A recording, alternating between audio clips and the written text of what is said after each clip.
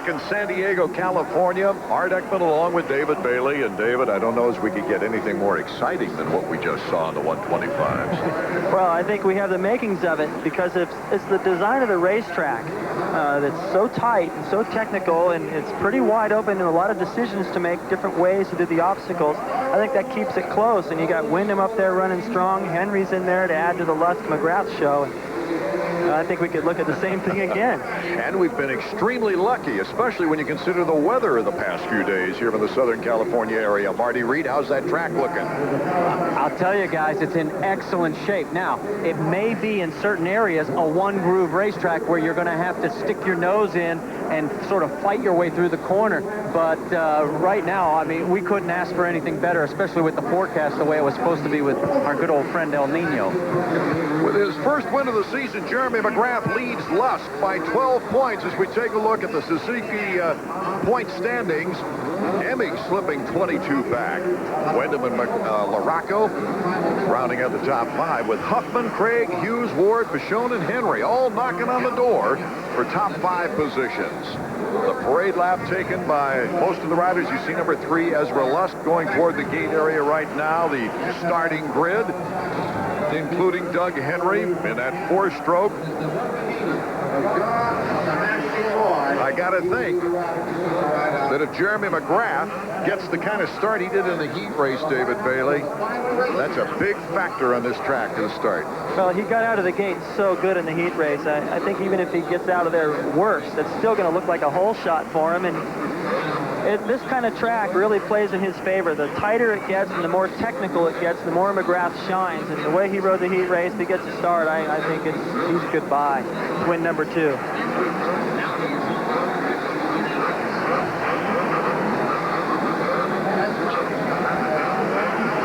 Jeremy McGrath is having fun again. Ezra Lusk. Jeremy says that Ezra is the only guy that he doesn't have covered in this field. My reaction to Jeff's race last weekend was as, different as anyone's. I mean, I was really surprised and couldn't understand it, and especially after I heard that he hadn't fall down. So, I mean, maybe he just had he wasn't thinking clearly, had a bad race. We can all have those, and I mean, the fastest guy, the guy right now is not Jeff Emig. He's the #1 guy, and he's the, the guy that's a champion from last year. But Ezra seems to be the guy to gun for right now.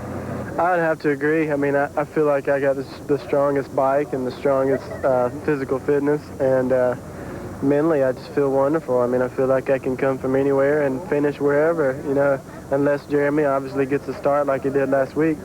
But Jeremy's a great champion, and I look forward to a lot of battles with him in the future. And I'm sure all this whole deal is going to come down to me and Jeremy, because he's been riding the best, and he's the guy that that I'm looking at right now.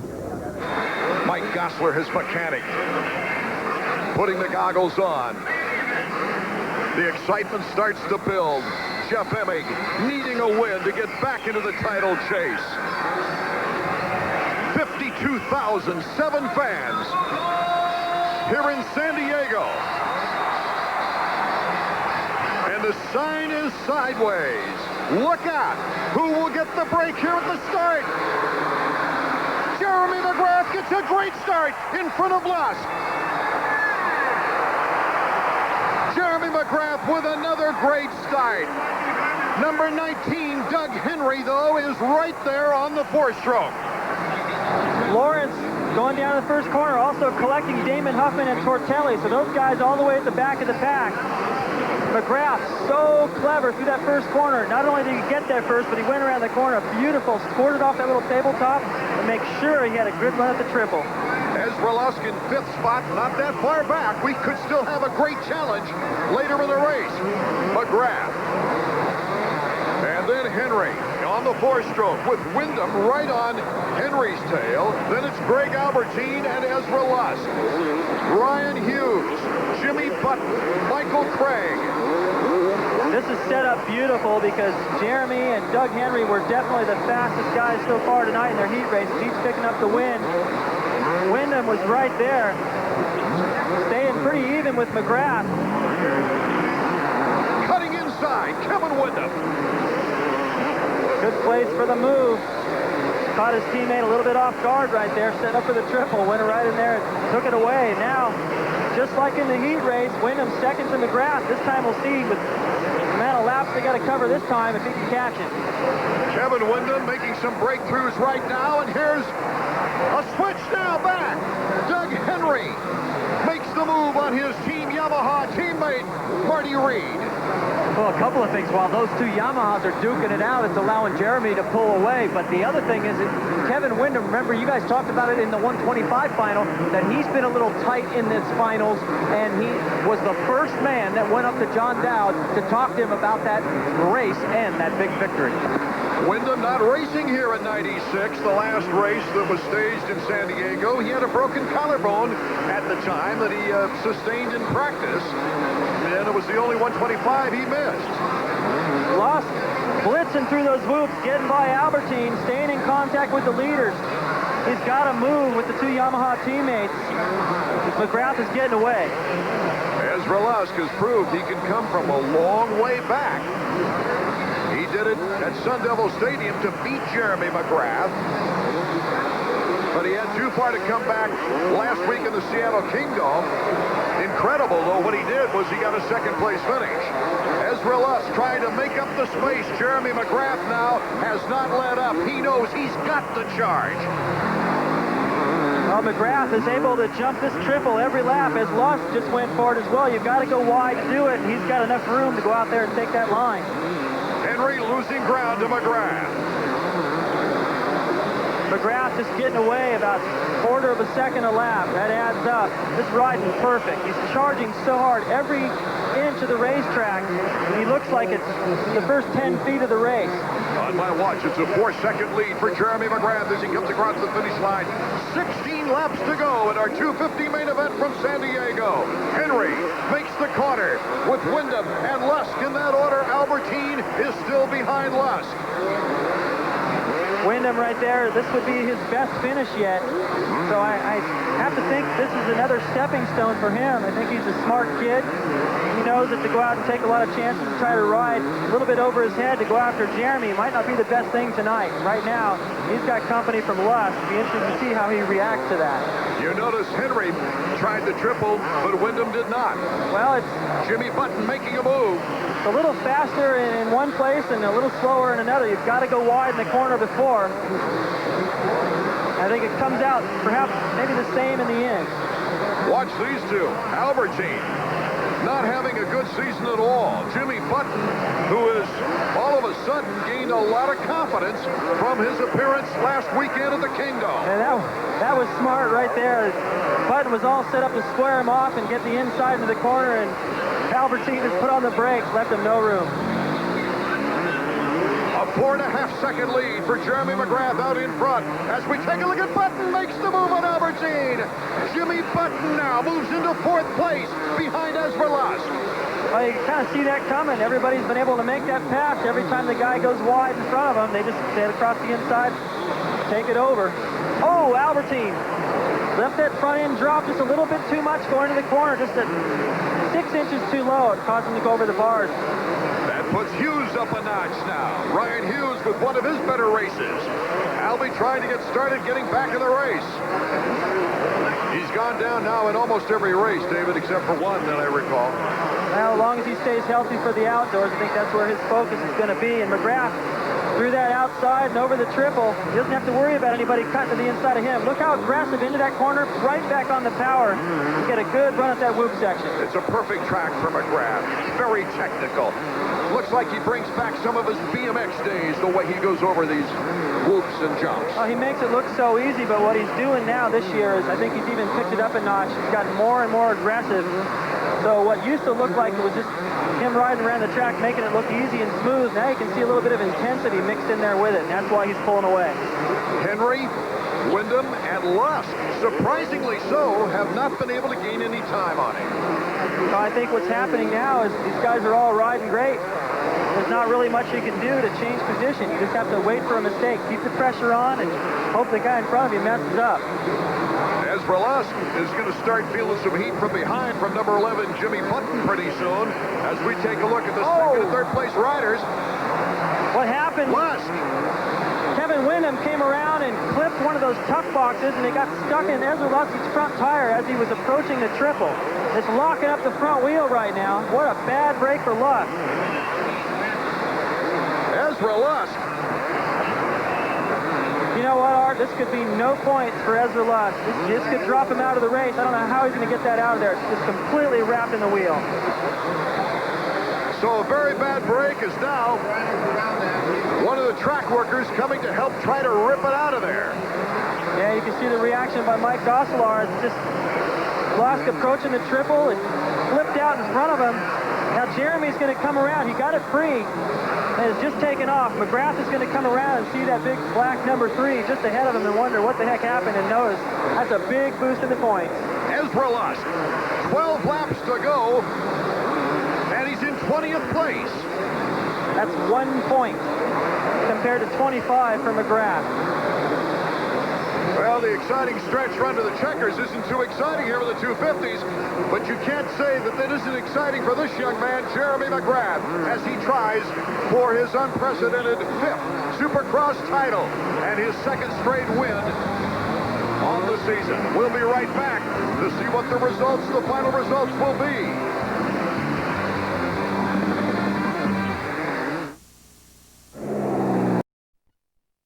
At 7, only on Classic Sports Network. Taking a look back at a one-time only race, the Miller Masters, a $30,000 10-lap dash for cash. You know that's not a powder puff. That's number 3, Brock Glover, in his pink JT riding gear. He grabbed the whole shot and was never challenged. Johnny O'Mara in second had already won $25,000 in cash at the Wrangler Dash order that season and was still on a high after wrapping up his first Supercross title earlier that night. But by the midway point, his teammate Lachine had moved around and taken over second for good. Even O'Mara had battled a hard-charging Jeff Ward, fresh off a main event win just moments before.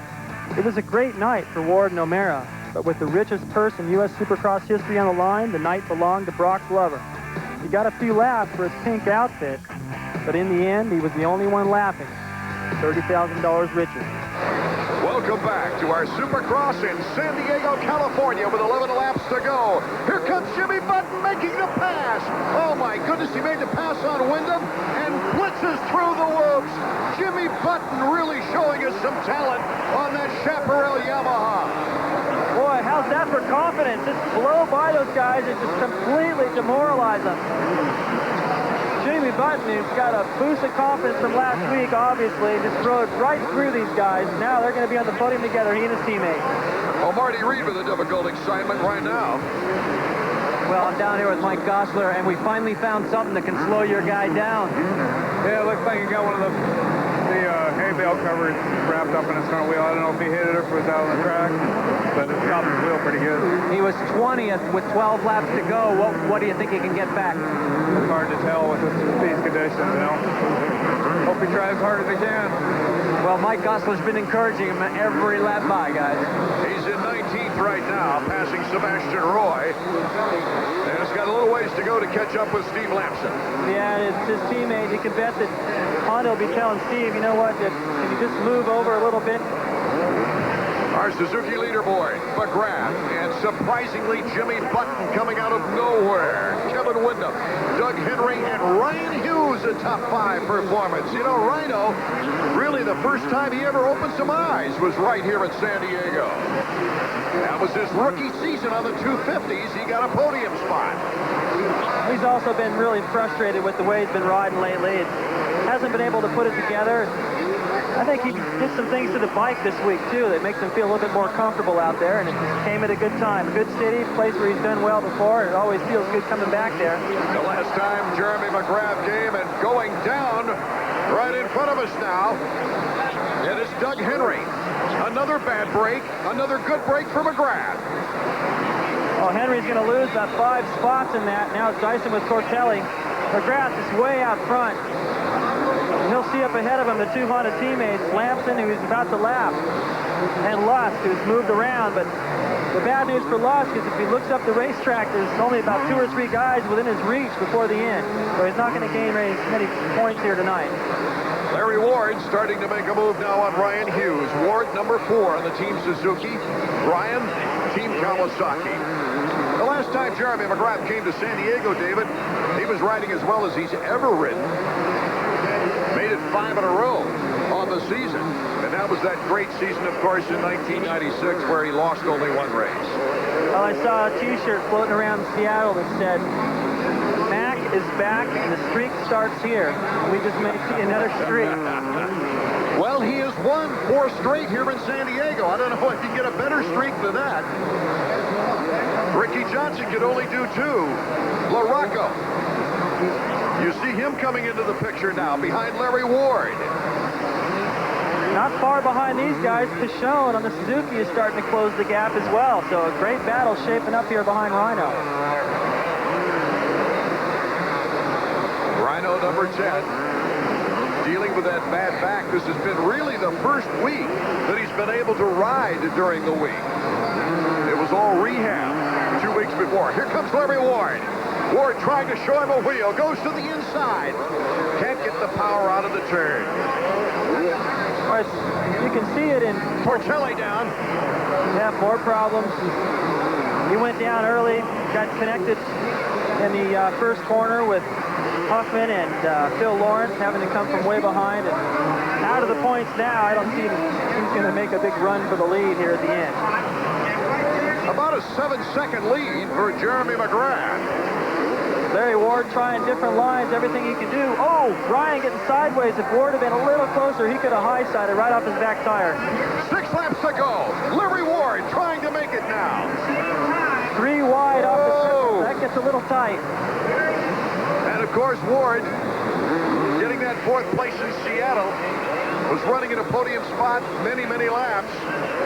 I was about to say that it's a little dangerous for Ward to try to go out and take any chances, take any different lines to find his way around Rhino, because LaRocco could sneak in there and do it.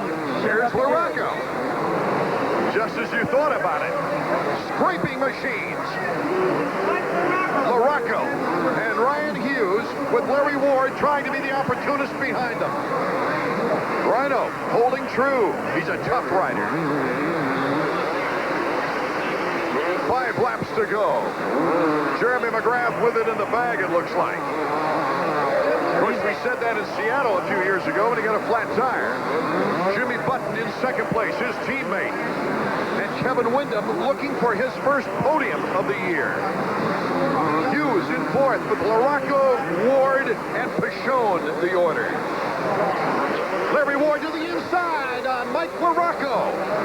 Oh, he squeezed by that. I'd like to see Larry do that, fight back, because he got past and thought, well, that's that. And I think LaRocco's making his charge. Let's take a look at the Honda stopwatch now. Jeremy McGrath already out of our picture, and Jimmy Button coming around, picking up some time on him. But Jeremy McGrath not really too concerned about it. No, I don't think so. About 12 seconds back to Windham, who I'm really impressed with. The way he's riding, he's still, if he can finish here, is going to be the only guy besides Jeremy to make the podium in every round so far, and picking up the pace with each round. Not really making the podium, everyone, but making a single-digit finish. Right. Most consistent. Everyone else has had a double-digit finish so far this season. Ward, number 4. Oh, look at this battle between these 3. That's incredible. Trying for the block pass and got past. These guys are just glued together. One mistake can cost you a couple positions. Oh, this has got to be fun. Hughes and LaRocco. McGrath turning 51-second lap times consistently. Hasn't flinched. LaRocco, of course, his sponsors Jack in the Box right here. Their hometown is San Diego. He's putting on quite a show. Let's go down to Marty Riggin. A couple of quick points. First, Ryan Hughes, you're dead spot on, guys. He said right before this race, I said, how you feeling? He says, excellent. He says, I'm 100%. Secondly, Suzuki, one of the things that Jimmy Button, and we talked about before, and all the Yamaha guys have been training together. Not so with the Suzuki crew. Everybody's sort of been training on their own, and it may be one of the factors why Suzuki has not been running up front. And it's a Suzuki rider right now, David Bailey, really putting on the push, and it's number 16, Mikel Pichon. He's right behind Hughes and Ward. LaRocco making a move, Ward making a move, and there's Pichon. 3 riders getting by.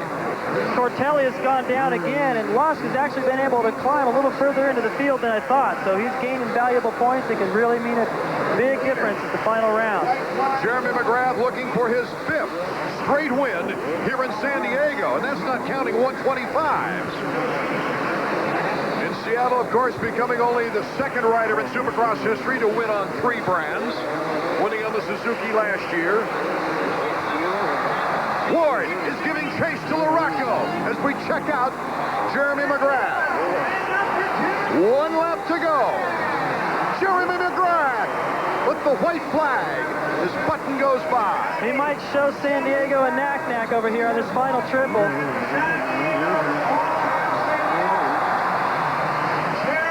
He was a huge favorite when he rolled out for the opening ceremonies, and he's given the crowd what they came to see.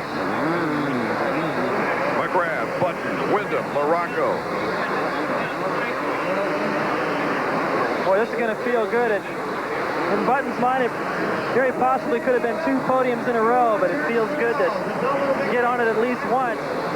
Teammates, 1st and 2nd. Jeremy McGrath taking plenty of time, teasing the crowd. Jeremy McGrath, his 47th career victory. Jimmy Button, his teammate, his highest finish in 250 Supercross. And Kevin Wyndham, who has a win under his belt last year, gets his 1st podium. Then LaRocco, Ward, Pichon in that order. So Jeremy McGrath, who just keeps erasing all kinds of records, ties Ricky Johnson and Bob Hanna with 63 career Supercross, motocross combined victories. Teammates on Chaparral Yamaha saluting the crowd together. 1 and 2 here in San Diego. Back in a moment.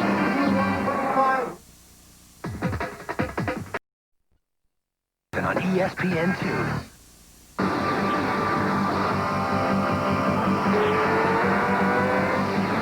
AMA Supercross has been brought to you by Honda Motorcycles, celebrating 50 years with great deals during Honda Dream Days. And by Suzuki Motorcycles and ATVs. Now during Suzuki Fest 98, get $500 worth of accessories for free and choose from great deals like 0 down or low APR financing on selected models. The assault on the all-time Supercross record book continues with Jeremy McGrath, his 2nd win in a row, and widening that points gap. And I bet Jeremy McGrath is almost as happy about his teammate Jimmy Button after that heartbreaking situation last week when he went from 2nd to 6th with the checkered flag in sight. But anyway, it's McGrath, Button, Wyndham, LaRocco, and Ward, our top 5. And as we take a look at 6 through 10, Marty? Yeah, I'll tell you what. Look at the smiles down here. They were talking about a shirt they saw that said, Mac is back and the streak starts here. 2 in a row. Yeah, I'm really happy. My Chaparral Yamaha is working really good. My Bridgestone tires. You know, it's been a long time since I've had confidence like I do now, and I'm afraid it's going to have to snowball from here. So is the season over? Should we just stop running these races? No, we can't count our chickens yet until they hatch, but, you know, I'm feeling really good. I'm extremely excited for our team. You know, my teammate Jimmy Button up here comes in 2nd, and, you know, if we can keep going 1-2 sweep, we'll be on heaven. This is the best finish by Team Chaparral ever. Let me bring Jimmy in here. All the frustration of last week, we talked about in the heat race that you made it a positive, and man, it paid dividends. Yeah, for sure. You know, last week I could have gotten really, down on myself for the mistakes I made, but, I turned it into a positive, a learning note. So, it just showed today. I got a really bad start in the main, but, I just kept going forward. I saw Jeremy up front. I knew my lap times were about the same as his, so I just kept going, and I got everybody, and only one guy didn't get it, but that's all right. We'll take 2nd place for tonight. Yeah, bad start, 15th. So, a great comeback. This is spelling a big set of problems come next week at Indianapolis, too. Yeah, for sure. The bikes are working great. Kel Carruthers, Bridgestone bikes working awesome. And, you know, hopefully I can just, you know, keep going, and hopefully me and him can go 1-2 the rest of the year. You know, get a points lead for Jeremy, put me in second. You know, I'm pretty far back right now, but it'll be pretty good. All right, Jimmy, thanks a lot. Let's get Kevin Windham over here real quick. Kevin, here, just come on right in here. The stage isn't that big. 1, 2, 3, sweet for Yamaha, and I saw you talking to John Dow right after his win. What did he tell you that helped? He just told me all the good lines out there. You know, John rode a great race, and you know, John's just one of the best guys out there. And you know, I was so happy to see him do good, and you know, it was mostly to congratulate him. And he came and told me some good lines. So you know, just we all work together as a team, and you know, we all test together, and our bikes are working great for us. And you know, it's just a wonderful night, and all the work's finally paying off. This program, we talked about it also, the fact that you guys are riding together, everybody, it's really paying very big dividends.